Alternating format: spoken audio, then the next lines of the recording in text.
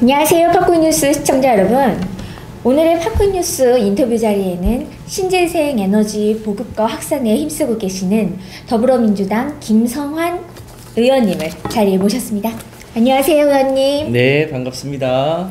네, 오늘은 이제 의원님께서 잘 알고 계시는 신재생 에너지에 대해서 이제 인터뷰를 가질 예정인데요. 제가 가장 먼저 드릴 질문은 현 정권이 추진하고 있는 탈원전 정책에 대해서 반발을 가지고 있는 야당 인사들이 다수 있는 것으로 알고 있습니다. 이에 대해서 의원님의 고견은 어떠하신지 좀 여쭙고 싶은데요. 네, 그러니까 원전은 매우 효율적인 에너지라고 알려져 있잖아요. 네. 그런데 이 원전이 한번 사고가 나면 매우 치명적이죠. 그렇죠. 1986년에 네. 체르노빌, 그 옛날엔 소련이죠. 지금은 네. 우크라이나인데 거기에서 사고가 크게 났었잖아요. 네. 그것 때문에 소위 원자력 발전을 중단하고 재생에너지를 본격적으로 하게 된 계기가 됐었죠. 그리고 최근에 2011년이죠. 그렇죠. 가까운 일본에서 후쿠시마 원전 대폭발 사고가 있었잖아요. 그것 때문에 세계가 본격적으로 이제 탈원전을 하게 됐는데 여전히 우리나라는 아직 이 부분에 대한 여러 가지 찬반이 있어요. 여전히 원자력을 좀 해야 되는 건 아니냐라는 의견이 있는데 문재인 대통령이 이제는 우리나라도 더 이상 원전을 짓지 말고 재생에너지로 가보자라고 하는데 그게 세계적인 추세이거든요. 그렇죠, 현재는. 네, 근데 다만 그동안 원전을 하면서 그 학계나 그것을 제조했던 회사나 이런 분들이 뭔가 이제 거기서 미련이 있기 때문에 야당 의원님들 통해서 네. 원전을 좀 계속 해야 되는 건 아니냐 이런 주장이 있는 거죠. 그런데 세계적인 추세로 보거나 뭐랄까 우리 국민의 안전, 생명에 대한 보호 차원에서 네. 보거나 탈원전 정책은 뭐랄까 우리가 그 일관된 방향으로 가야 되는 과정이 있다고 보여집니다. 이제 국민들의 안전과 건강을 위해서라도 피할 수 없는 꼭 반드시 이뤄져야 하는 정책이란 말씀이시죠? 그렇죠. 네, 네, 알겠습니다. 그럼 이제 이어서 석탄 화력발전소의 대안으로 신재생 에너지가 이제 대안으로 제시됐잖아요. 네. 그런데 이제 신재생 에너지 보급 확산을 위해서 어떤 조치들과 어떤 정책들이 제시가 돼야 하는지 의원님께서 소개 좀 부탁드릴게요. 예, 최근에 이제 미세먼지 때문에 국민들이 걱정이 많잖아요. 네. 미세먼지의 원인이 여러 가지가 있는데 중국 거냐, 뭐 한국 거냐, 뭐 이런 얘기도 있고. 그런데 이제 여러 가지 걸 종합해 보면 중국과 한국을 모두 합해서 이제 공장 굴뚝에서 나오는 것, 그리고 석탄 발전소에서 나오는 것, 경유차에서 나오는 것 등등이 미세먼지의 원인이라고 하죠. 네. 한꺼번에 해결은 안 되더라도 빨리 바꿔야 되는데, 이제 석탄 발전소에서 나오는 에너지를 없애려면 석탄 발전을 안 하려면 재생에너지를 빨리 늘려야지요. 그렇죠. 재생에너지는 특성상 이게 분산형 에너지, 그러니까 원자력이나 석탄 발전소처럼 대형으로 해서 한꺼번에 공급하는 게 아니고 여러 군데에서 일종의 티끌 모아 태산 방식으로 해야 되거든요. 근데 아직 우리나라의 여러 가지 제도가 원자력이나 석탄 발전소가 유리하게끔 네. 여러 가지 에너지 구조가 짜여 있어요. 이거를 전체적으로 이제 손을 봐야 하고요. 아무래도 재생에너지의 대표적인 에너지는 풍력과 태양광인데, 그러니까 햇빛이 많이 드는 곳은 태양광을 해야 되고 바람이 많이 부는 곳은 풍력을 해야겠죠. 네. 우리나라의 여건으로 보면 충분히 우리나라에서 필요한 에너지는 이 풍력과 태양광으로 다 커버할 수 있다고 하는데 네. 이제 한 가지 단점이 햇빛이 안 들거나 바람이 안 불었을 때 어떻게 할 거냐. 이것을 이제 보완하기 위해서 바람이 많이 불 때 생산되는 에너지를 수소나 네. 전기로 이렇게 저장을 해서 쓸 수 있도록 하는 그런 이제 일종의 부대 산업이죠. 요즘 수소 경제 얘기 많이 하잖아요. 네네네. 그 수소 경제가 원론적으로 보면 쓰고 남은 전기는 보관이 쉽지 않거든요. 네. 이제 다 쓰고 남은 전기를 이제 수전을 해가지고 물을 분해해서 수소 상태로 저장할 수 있어요. 네네. 그렇게 해서 다시 전기를 쓰거나 자동차를 움직이고 이런 전체적인 일종의 재생에너지 산업이죠. 그걸 전체적으로 새롭게 이제 만들어 가야 되는 숙제가 우리 앞에 놓여 있습니다.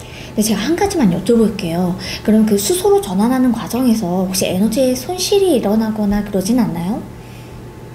이론적으로 보면 그러니까 재생에너지로 만들어진 전기를 다시 수소로 저장하고 다시 또 전기로 바꾸는 과정에서 손실이 있는데요. 예, 예.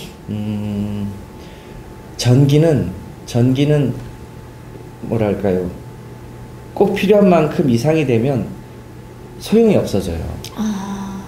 그런데 그러니까 석탄 발전소 같은 경우를 예를 들더라도 지금 우리가 쓰고 있는 총량보다 석탄 발전량이 많으면 발전을 안 하면 되잖아요. 네. 그런데 햇빛이나 바람은 중단시킬 수 있는 게 아니잖아요. 우리 마음대로. 그렇죠, 그렇죠. 네. 그런데 지금 이제 꼭 필요한 에너지 소비량이 100인데 지금은 좀 이상형이지만 앞으로 재생에너지가 발전하면 150, 200도 생산될 수 있거든요. 그때 네. 수소로 저장을 하는 거죠. 어차피 그때는 버리는 에너지가 되거든요. 그렇군요. 네, 그래서 이미 독일이나 덴마크 같은 경우만 해도 현재 필요한 양보다 더 많은 재생에너지가 생산되는 것도 있어요. 그럴 때 수소로 저장을 하는 거죠. 네, 알겠습니다. 이제 최근 신재생 에너지 공급 의무화제도 개선 필요성에 대해서 토론회를 개최하셨던 걸로 알아요. 현재 RPS 제도의 문제점과 개선책에 대해서 말씀을 좀 부탁드리고요. 또 이제 그때 토론회에서 주민 참여형 사업이 굉장히 중요하다, 확대가 필요하다라고 말씀을 하셨는데 이를 위한 방안에는 어떤 것들이 있는지 말씀 부탁드릴게요. 이 신재생 에너지를 공급하기 위해서 여러 가지 제도가 있는데 네. 일종의 발전 차액을 지원하는 제도가 있고요. 그걸 뭐 흔히 이제 FIT 제도라고 하고 이거를 이제 특히 대형 에너지를 공급하는 회사들에게 의무적으로 얼만큼은 재생에너지를 해라라고 하는 의무 공급 제도가 있는데 그러니까 독일이나 이런 데는 주로 발전 차익 지원 제도를 통해서 재생에너지가 초기에 생산할 때는 조금 비싸거든요. 근데 네. 그것을 그 차익만큼을 보전을 해서 재생에너지가 활성화될 수 있도록 해주는 제도인데 우리나라는 일종의 한국형 발전 차익 지원 제도라고 해서 굉장히 소규모만 지원을 해주는데 그것도 변동성이 꽤 큰 편이에요. 네. 그것을 보다 안정적으로 해야만 보다 많은 주민들이 참여해서 재생에너지를 이제 공급할 수 있게 되는데 아직 우리나라 제도가 그런 데서 좀 모자란 부분들이 있어서 그걸 빨리 보완을 해야만 예를 들면 농촌에서 쌀 농사를 짓는 농부가 이제는 그러니까 쌀 농사, 벼농사뿐 아니라 에너지 농사도 같이 지으면서 네, 소득도 더 올리고 지구 환경에도 보탬이 될 수 있도록 네. 그렇게 해보려고 합니다. 예, 알겠습니다. 좀 전에 질문 드렸던 RPS 제도의 문제점과 개선책에 대해서는 그러니까 아까 말씀드렸던 것처럼 네. 지금 RPS 제도는 그러니까 대형 사업자들만 발전 하겠죠. 사업자에게 네. 유리하게 되어 네. 있어요. 그래서 그거를 소규모 농가나 일반 주민들이 유리할 수 있는 제도로 바꿔야 되는데 네네. 제도 하나하나를 설명하기 너무 복잡하고 전체적인 방향이 그러하다. 네, 알겠습니다. 이제 제가 드리고자 하는 질문은 태양광 발전소 설립을 위해서 이제 뭐 바다라던가 이런 뻘로 되어 있는 곳에 이렇게 설치를 하는 경우도 있잖아요. 근데 이제 우리나라 같은 경우에는 산림이 약 60%를 넘는 걸로 알고 있어요. 근데 그 산림을 훼손하면서까지 태양광 패널을 설치를 해가지고 이제 발전소를 돌리는 걸로 알고 있는데 이게 환경보호라는 명목 아래 태양광 발전소를 설립하는 거지만 한편으로는 산림 훼손을 하고 있는 상황이잖아요. 이에 대해서 이제 의원님은 어떻게 생각하고 계시는지. 재생에너지를 하는 이유가 이산화탄소 총량을 줄여서 지구를 보호하자고 하는 취지이고 이제 산림도 일종의 탄소 통조림이잖아요. 이산화탄소를 네. 먹고 산소를 내뱉는 좋은 기능을 하는데 그러니까 산림을 훼손하면서 태양광을 설치하는 것은 올바른 방법이 아니죠. 네. 그러니까 그렇게 되는데도 일반 주민들이 자기 동네에서 자기 가까운 도로에서 농로에서 태양광 설치를 하는 게 아니라 대부분 이제 대규모 사업자들이 태양광을 설치하다 보니까 네네. 생기는 문제거든요. 네, 그런 측면에서 멀쩡한 산림을 훼손하면서 태양광을 하는 건 바람직하지 않다고 봅니다. 네. 그렇지 않고도 할 수 있는 곳이 많이 있거든요. 그러니까 그렇죠. 네네. 무슨 호숫가라든지 바닷가라든지 평지라든지 도로의 위라든지 최근에 저희 동네에는 그러니까 방음벽을 이렇게 뚜껑을 씌우는 완전 방음벽을 하는데 네. 그 방음벽 위를 그 태양광으로 덮기도 하고요. 그 유명한 예입니다만 독일의 프라이부르그에는 그러니까 우리로 보면 월드컵 주경기장 같은데 그 위 지붕을 전부 다 태양광으로 네. 덮기도 하는데요. 이제 그런 방식을 통해서 환경 훼손을 최소화하면서도 자연이 주는 에너지를 잘 흡수할 수 있는 장치들을 보완하면 저는 얼마든지 할 수 있다고 생각합니다. 알겠습니다. 방금 제가 또 이제 우리나라 산림이 국토의 몇 %를 차지하고 있다 이렇게 말씀을 드렸는데 이제 신재생 에너지 중 하나인 목재 펠릿 같은 경우에는 이제 산림에서 나오는 것들이잖아요. 뭐 수입을 하기도 하고요. 근데 이를 신재생 에너지로 분류를 해야 할지 아니면은 이 목재 펠릿을 통해서 발전이 이루어지면은 환경 오염 물질이 나온다 이런 주장들도 나오고 있어요. 이런 논쟁에 대해서 의원님은 어떻게 생각을 하고 계시는지요? 이거는 뭐 제 생각의 문제가 아니고 예. 목재 펠릿은 일종의 탄소 중립 에너지라고 해서 재생 에너지로 분류가 돼요. 왜냐하면 그 나무가 자랄 때 이산화탄소를 흡수하면서 대신 산소를 내놓잖아요. 이제 그 안에 들어있던 것이 다시 연소가 되면 이산화탄소가 나오기 때문에 그 나무 입장에서 보면 전 생애에 자기가 흡수했던 것을 내놓는 거기 때문에 플러스 마이너스 하면 제로거든요. 네네네.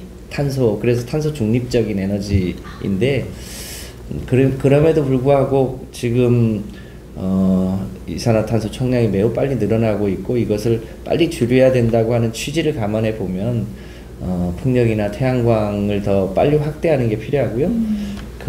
예를 들면 산림이 아주 많은 지역이라든지 이런 데는 일종의 이용하지 않는 그런 자원들이 있을 수 있거든요. 그런 것을 소규모 일종의 열병합 발전소에 연료로 쓴다든지 특히 우리나라 농촌에 가면 그 소똥이나 돼지똥 등 그런 축산 분뇨 때문에 아주 골친데요. 이런 펠릿하고 축산 분뇨를 섞어서 에너지원으로 쓰는 나라들이 꽤 있어요. 이제 그렇게 활용하는 정도로 쓰면 매우 유용한 재생에너지원이 될 수 있다고 봅니다. 그러니까 이제 주가 되는 거는 태양광이나 뭐 조력발전소고 목재 펠릿의 풍력. 예. 그리고 나머지 뭐 목재 펠릿 같은 경우에는 약간 보조로 쓰이는 개념이네요. 네, 알겠습니다. 그리고 다음 질문은요. 지난해 재생에너지 선진국인 덴마크를 다녀오신 것으로 알고 있어요. 이제 우리나라에 적용할 만한 선진 사례들이 있었는지 말씀 좀 부탁드릴게요. 덴마크에는 베스타스라고 하는 세계 최고의 경쟁력을 갖고 있는 풍력 발전 회사가 있어요. 네네. 한편으로 아쉬웠던 것은 우리나라도 이명박 대통령 때 저탄소 녹색 성장을 구호로 냈고 그때 한국의 여러 기업들이 풍력과 태양광 발전을 시작했었거든요. 그런데 우리 정부는 이게 일관되게 정책을 추진하지 못하다 보니까 그때 그것을 꾸준하게 하지 못하고 문을 닫은 회사들이 많죠. 현대중공업 같은 데들. 근데 그 무렵에 베스타스도 시작했거든요. 근데 그 사이에 세계 최고의 경쟁력 있는 회사가 됐더라고요. 그런 면에서 많이 아쉬웠는데요. 저희가 덴마크에 가서 우리로 치면 군산 정도 되는 곳인데요. 그런 곳이 그러니까 유럽의 풍력 발전 건설 배후 도시더라고요. 옛날에는 조그마한 어촌이었는데 그 어촌이 풍력 발전을 하는 배후 단지가 되어 있더라고요. 그러니까 유럽의 해상 풍력의 80%를 그 부두에서 뭐 제작하고 공급하고 이런 데를 둘러봤는데요. 풍력 발전과 함께 어떻게 일자리가 만들어지고 그 일자리가 어떻게 이렇게 움직이는지를 눈으로 똑똑히 보고 왔어요.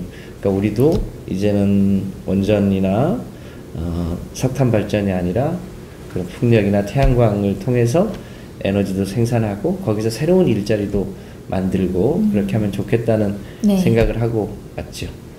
정말 아쉬우셨겠어요. 해상 풍력, 예. 육상 풍력이 있고 바닷가에 사는 해상 풍력이 있는데 해상 풍력으로 하려면 그걸 바닷가로 싣고 나가서 이제 기둥도 세우고 블레이드도 설치하고 그래야 되잖아요. 네. 그러니까 유럽 북부권에서 만들어지는 풍력 발전의 80%를 거기서 공급한다. 네. 예, 알겠습니다. 네. 그럼 이제 마지막으로 이제 의원님께서 저희 매체를 통해서 시청자분들에게, 독자분들에게 전하고 싶은 말씀이 있으시다면 한 말씀 부탁드릴게요. 팝콘 뉴스를 시청하고 있는 독자 여러분 반갑습니다. 우리나라가 이제 에너지 문제 때문에 여러 가지 논쟁이 있는데요.